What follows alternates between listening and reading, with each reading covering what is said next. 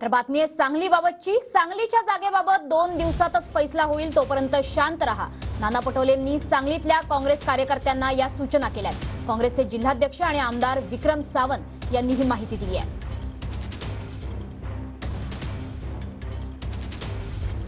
तर सांगलीच्या जागेबाबत 2 दिवसात फैसला होईल।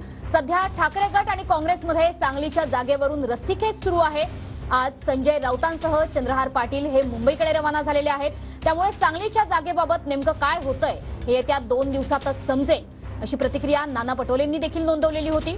यावरून नाना पटोले आणि संजय राऊत यांच्यामध्ये चांगलंच वाकयुद्ध सुद्धा आपल्याला बघायला मिळत आहे। मात्र संजय राऊतांनी विश्वास व्यक्त केलेला आहे की चंद्रहार पाटील हेच सांगलीचे उमेदवार राहतील। त्या संदर्भाने त्यांनी सांगलीचा दौराही केलेला होता।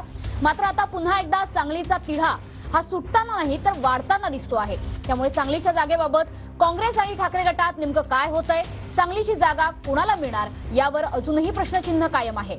एकीकडे ठाकरे गटाने आपला उमेदवार घोषित केलेला आहे, त्यांच्या प्रचाराला देखील सुरुवात झालेली आहे। त्याच्यामुळे आता संजय राऊत इथून पुढे नेमकी काय भूमिका घेत आहेत हे बघणं सुद्धा गरजेचं आहे।